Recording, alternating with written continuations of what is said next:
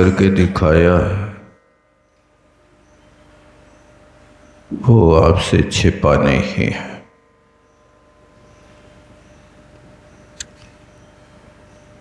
और राजा प्रजापाल को मिलने से पहले यदि वो मिलना चाहता है तो उनसे कहो कि वो गले से लेकर पैर तक कंबल बांध करके आए और हाथ में भिक्षा का पात्र लेकर के आए अथवा कृषक के वेश में आए, अन्यथा खैर नहीं होगी। मैना सुंदरी ने अपने पिता से मिलने के लिए श्रीपाल को ऐसी सलाह दी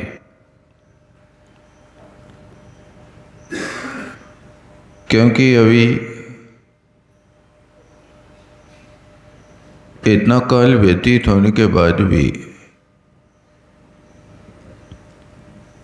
मैना सुंदरी के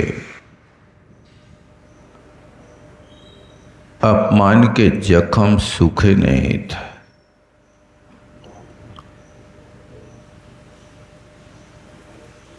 वो सोचती थी कि ऐसा कैसा राजा जो अपनी संतान के ऊपर भी इतना बड़ा अत्याचार कर ले।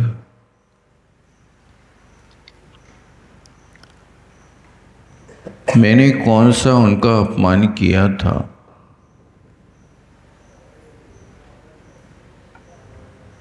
मैंने उनसे यही तो कहा था कि कुलीन कन्याएं कभी भी अपने मुख से वर की याचना नहीं करती।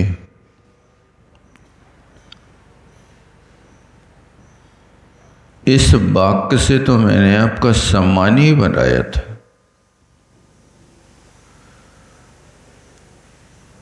लेकिन मेरी इस बात को सुनकर के आपने मुझे वो दंड दिया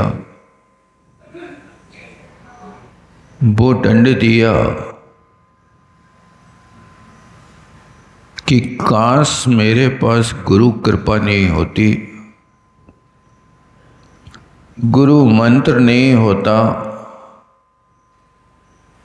तो मैं तो जीवन भर तड़प तड़प के मर जाते। एक गुरु कृपा है कि गुरु ने मुझे जीना सिखा दिया।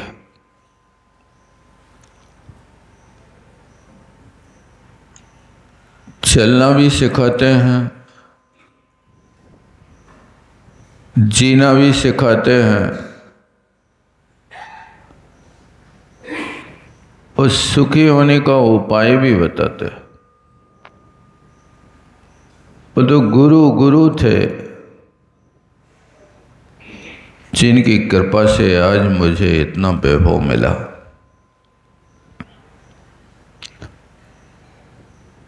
मैना सुंदरी ये सब बातें श्रीपाल से करती जाती है।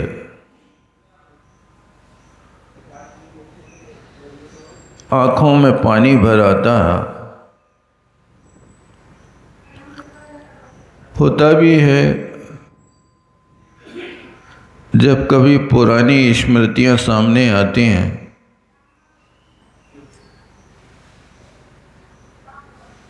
तो व्यक्ति का व्यवहार सामने खड़ा हो जाता है। व्यवहार भले ही किसी ने किया हो,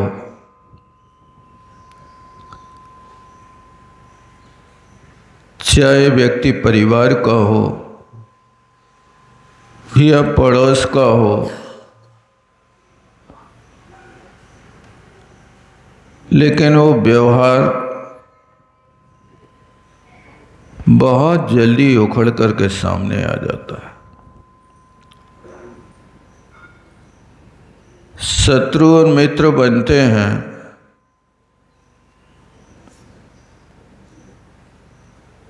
तो नीतिकारों ने लिखा है, व्यवहारेणि जायन्ते मित्राणि रिपवस्तथा। व्यक्ति के व्यवहार से ही मित्र बनते हैं या शत्रु बनते हैं। आपका व्यवहार कैसा है, इसको आप देख सकते हैं। आपका व्यवहार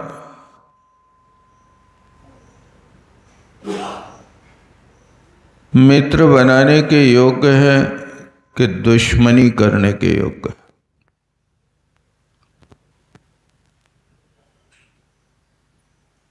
ये आपके ऊपर होता है। इसलिए प्रत्येक व्यक्ति को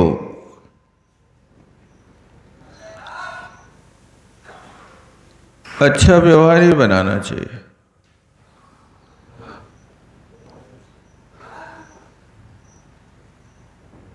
दुश्मनों को भी गले लगाने की कला सीखो।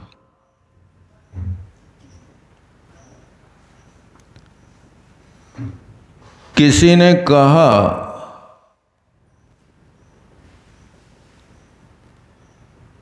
कि शिवजी ने अपने गले में सांप को क्यों लिपटा रखा?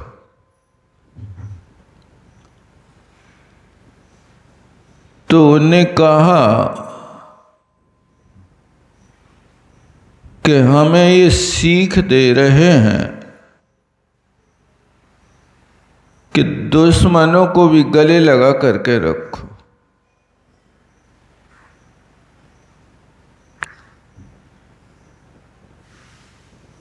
क्योंकि ये यदि तुम्हारे गले चिपके रहेंगे तो तुम्हें संक्लेश नहीं होगा, धर्म ध्यान बना रहेगा। अन्यथा ये द्वारे पर तुम्हारी प्रतीक्षा करेंगे जो सुख से जीने नहीं देंगे।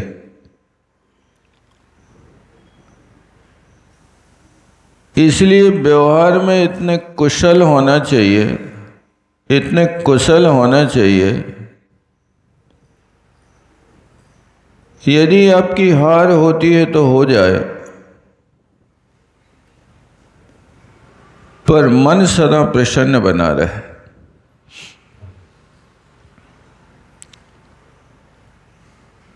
ये व्यवहार की बात है। मैना सुंदरी ने अपने अंदर की पीड़ा आज उगल दी श्रीपाल महाराज के सामने। श्रीपाल जी ने उनकी बात को सुन लिया बड़ी गंभीरता से।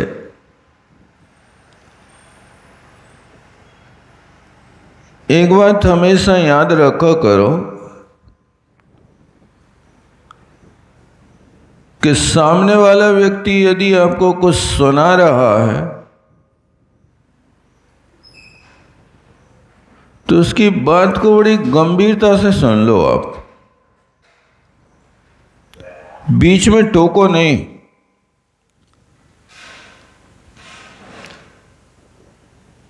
कई बार ऐसा होता है कि वो बात सुनाते सुनाते अपनी भड़ास निकाल लेता है, तो फिर उसका मन ठंडा हो जाता है। और यदि आपने बीच में टोक दिया तो भड़ास पूरी निकाल नहीं पाता है, तो फिर वो लंबे समय तक उसकी वो बात चलती रहती है, घुटन पैदा होती रहती है। इसलिए सामने वाला जो कह रहा है उसकी पूरी बात सुनने के बाद अंत में उस श्रृंगार के रूप में उससे पूछ लो कि भाई साहब और कहना कुछ आपको, यदि कुछ बाकी हो तो कह लो। जब आप उसके सामने ये बात करेंगे बड़े धैर्य के साथ, तो फिर वो कहेगा हाँ भाई साहब मैंने अपनी बात कह दी आपसे। अब उसका उत्तर देना तो तुम भड़ास नहीं निकालना,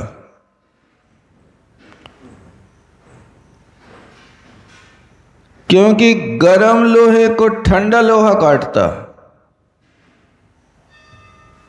यदि दोनों गर्म हो जाएं तो दोनों पिघल जाएंगे, पानी बन जाएंगे, फिर तुम आभूषण नहीं बना पाओगे, उनके हथियार नहीं बना पाओगे। गरम लोहे का हथियार बनाना है तो जिसके हथियार बनाना बस उसको गरम करना, लेकिन पीटने वाली छेनी और हथौड़ा को गरम मत करना। इसी तरह यहां पर भी सामने वाले ने जो कहा है, अब आप ठंडी पट्टी रखना, मैं आपके हृदय की पीड़ा को जानता हूं,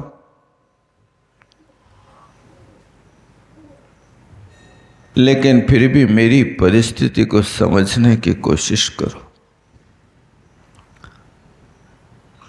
मैना ने जब अपनी बात कर ली तो श्रीपाल महाराज ने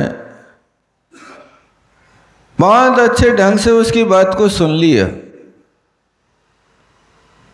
क्योंकि मैना भी बड़ी उपकारी नारी है। उसने ही तो हमारे लिए आरोग्य प्रदान किया है, हम उसके लिए ठुकरा नहीं सकते।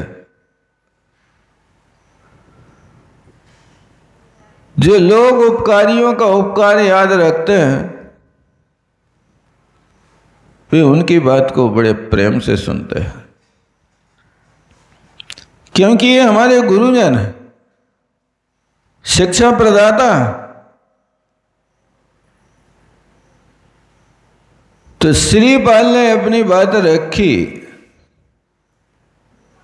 कहा आपका कहना बिल्कुल ठीक, लेकिन हे सुंदरी, राजा प्रजापाल तो हमारे बड़े उपकारी हैं, मैं उनके उपकार को कैसे भुला सकता हूं।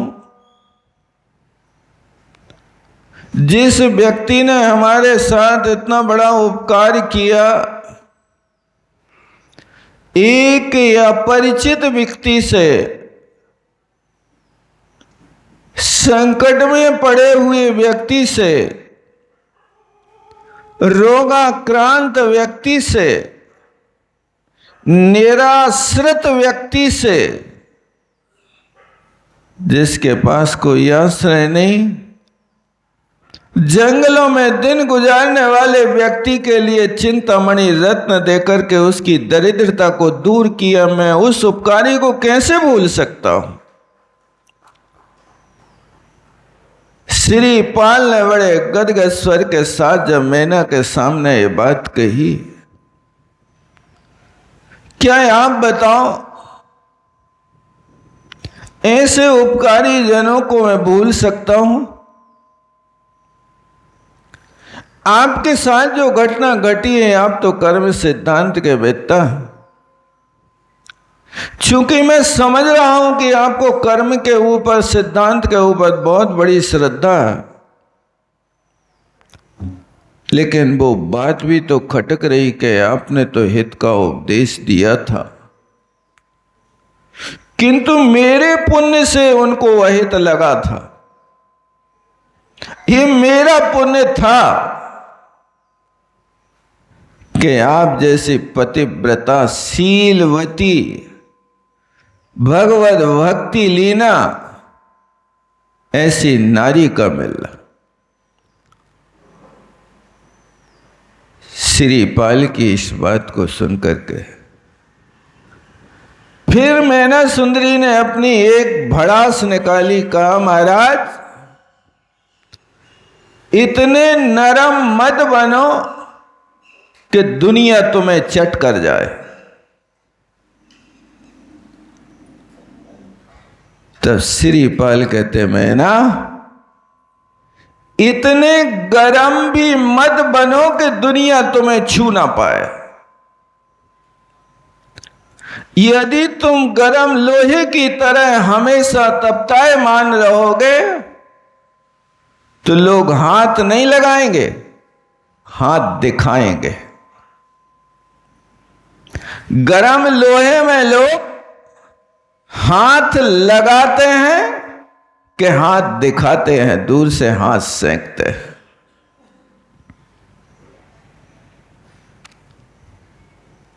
ये युक्ति युक्त बात मैना सुंदरी ने एक बार फिर संकेत किया था कि आप इतने नरम मत बनो कि राजनीति बिगड़ जाए। लेकिन श्रीपाल ने तत्काल उत्तर दिया, इतने गरम भी मत बनो। ये जब दोनों लोग समझदारी से आपस में विवाद करते हैं तो वो विवाद ना होकर के संवाद बन जाता है, और उस संवाद को पाकर के एक दूसरे को युक्ति से समझ में आ जाता है। फिर कहती है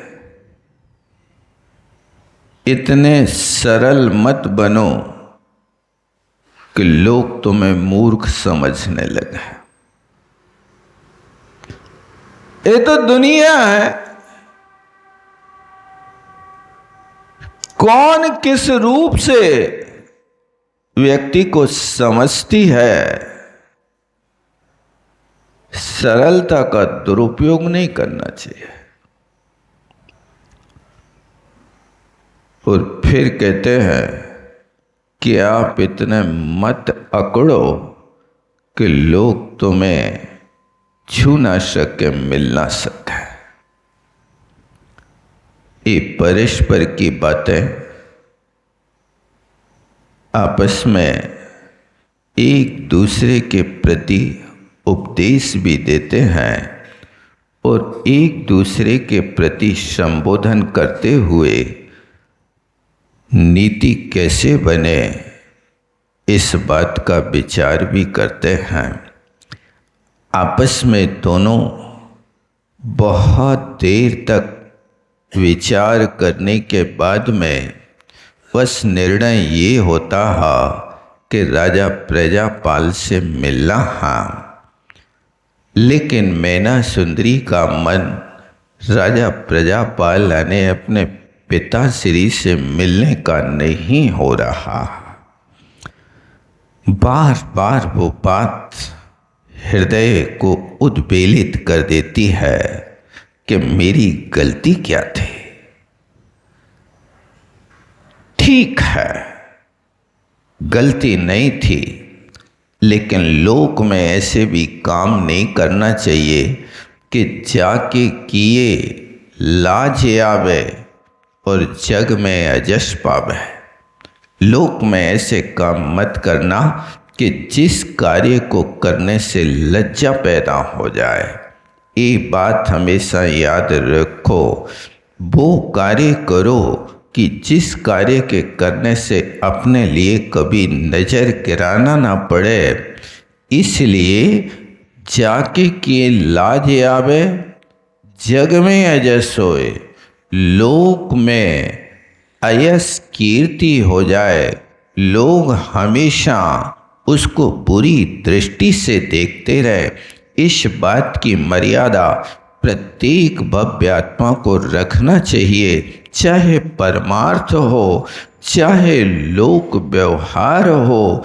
और ऐसे कार्य नहीं करो कि अनेक लोगों से बैर हो जाए, पाप की वृद्धि हो जाए, शरीर को कलेश हो जाए और अपनों से दुश्मनी हो जाए।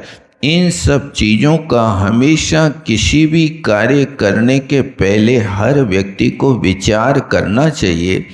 आप बोलते हैं तो देख लो कि आपके बोलने से सामने वाले के लिए दुश्मनी खड़ी तो नहीं हो जाएगी। यदि इसके साथ ऐसा होता है तो काश हम संकट में तो नहीं पड़ जाएंगे। इस पर भी तो विचार करो, क्योंकि आप दूसरे को मारने चले हैं तो हो सकता उलट के वो भी आपके लिए यदि पिटाई कर दे तो क्या होगा। इन सब बातों पर विचार करते करते श्री पाल महाराज ने मैना सुंदरी को बहुत अच्छी युक्ति के माध्यम से उनको मना लिया और मना करके तब श्री पाल महाराज राजा प्रजापाल से मिलने के लिए अपना दूत भेजते हैं और राजा प्रजापाल से कहते हैं, महाराज आपका जो उपकार है उस उपकार को हम कभी भुला नहीं सकते। अब आपसे हम उन उपकारों की स्मृति स्वरूप पुनः मिलना चाहते हैं। और वहाँ से राजा भी पूरी तैयारी के साथ महाराज श्री पाल से मिलने के लिए आया। जब दोनों का मिलन हुआ वो मिलन देखने के लायक था। वहाँ कहते हैं कि जब मिलते हैं तो व्यक्ति के रोम पुलकित हो जाते हैं। 4 मिले 64 खेले 20 रहे कर जोर, यानी 4 मिले, सामने वाला जब मिलता है तो 2 हाथ उसके और 2 हाथ आपके, ऐसे दोनों सामने आमने खड़े होकर के मिल जाते हैं तो 4 मिले और 64 खेले 20 रहे कर जोर। 64 माने 32 दांत इसके और 32 दांत उसके, दोनों के मिला करके 64 दांत जब खिलते हैं, प्रसन्नता होती है तो शरीर रोमांचित हो जाता है। और 20 करे 20 रहे कर जोड़, दोनों हाथ और सावधानी पूर्वक मिलकर के 20 उंगलियां भी बिल्कुल खड़ी हो जाती हैं। इस तरह से ये मिलना हुआ और मिलने के बाद वहाँ पर एक दूसरे के लिए इतने गदगद हो गए कि अपनी बात कोई कह नहीं पा रहा था। जब अंदर से हृदय भर जाता है, उस भरे हुए हृदय में वाणी विराम ले लेती है कि अब कुछ बोलना नहीं है। इस प्रकार से प्रजापाल राजा से मिले श्री पाल महाराज ने यही शब्द कहा, इस सिद्ध चक्र की महिमा है जिसके माध्यम से आज हम सब कुछ पा गए। इस तरह से वहाँ पर ये सब क्रियाएं अभी नगर के बाहर ही हो रही थी। अब राजा प्रजापाल का विशेष आग्रह महाराज नगर में प्रवेश करें। तब श्री पाल महाराज नगर में प्रवेश करते हैं, उज्जैनी नगरी को आते हैं और वहाँ पर रहने लगते हैं। कुछ काल व्यतीत होता है और काल व्यतीत होने के बाद आज फिर वही बात श्री पाल के दिमाग में आई, जो बात प्रसंग 12 वर्ष पहले मिला था कि राजा प्रजापाल के जमाई महाराज श्रीपाल की जय हो। इस बात को सुनकर के माथा ठनक गया था।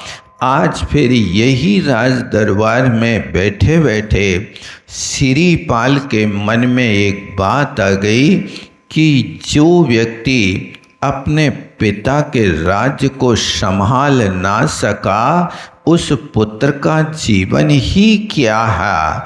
यहाँ बैठते आज फिर भाव बदल गए, क्योंकि देखो जो लोग कुल दीपक होते हैं, कुल का उद्योग करने वाले होते हैं, वे बच्चे तो कुल दीपक हैं, और जो अपने कुल को डुबा देवे वे कुल के कीचड़ हैं, क्योंकि कीचड़ में डूबा जाता और दीपक से प्रकाश पाया जाता है। ऐसा श्रीपाल महाराज के अंदर विचार हुआ और श्रीपाल महाराज ने ये बात राजा प्रजापाल के सामने रखी। महाराज, लंबा काल व्यतीत हो गया आपकी शरण में रहते हुए, मुझे आपके पास पितृवत स्नेह मिला, आपने सब कुछ दिया।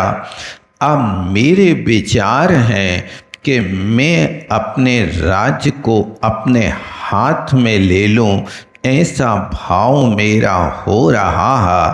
तब प्रजापाल ने कहा कि आपको कहीं जाने की जरूरत नहीं, आप तो उज्जैनी के राजा बनकर के राज्य शासन करो।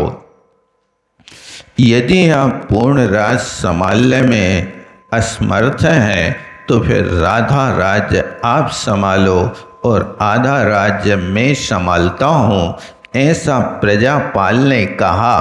लेकिन श्रीपाल महाराज ने सहमति नहीं दी, स्वीकार नहीं किया। मुझे आपके राज्य की ज़रूरत नहीं है, मेरा राज्य मेरे पिता के द्वारा स्थापित जो राज्य है, मैं उसी राज्य को वापिस चाहता हूँ। ऐसा उन्हें विचार किया। आपस में दोनों ने सलाह की। राजा ने कोशिश की, लेकिन श्रीपाल का तो मन है कि जो अपना चंपापुरी का राज, राजा मृगसेन का जो वहाँ पर सिंहसेन का जो राज्य है, उस राज्य को ही मैं चाहता हूँ। ऐसा श्रीपाल ने जब विचार किया तो राजा ने बड़े उत्साह के साथ उनका गमन कराने का विचार कर लिया। यहाँ से श्रीपाल की सेना थी, 8000 रानियाँ थीं, और इसके अलावा राजा प्रजापाल ने भी अपनी आधी सेना श्रीपाल महाराज को भेंट कर दी थी। इस तरह से बड़े चक्रवर्ती के ठाट की तरह वहाँ से उज्जैनी से चंपापुर की ओर विहार कर देते हैं। यहाँ से चलते हुए अनेक नदी पर्वत पार करते हुए कई दिनों के बाद राजा श्रीपाल चंपापुर नगर को पहुँच जाते हैं और वहाँ नगर के बाहर ही डेरा डाल देते हैं। वहाँ श्रीपाल अपने एक राजदूत को बुलाते हैं, जिस राजदूत का नाम भद्रदूत था। उस दूत के लिए श्रीपाल ने अच्छी तरह से समझा करके कहा कि जाओ, विनम्रता पूर्वक राजा वीरदमन जो हमारे चाचा हैं, उनके चरणों में निवेदन करो कि आपका बेटा श्रीपाल महामंडलेश्वर पद से विभूषित होकर के पुनः चंपा नगरी में प्रवेश करना चाहता है। आपकी क्या भावना है? उनका ये स्थान कहाँ पर है? उनके लिए कैसी व्यवस्था है? इन सब बातों को श्रीपाल महाराज ने भद्रदूत के लिए समझा दिया। दूत तो दूत होते हैं।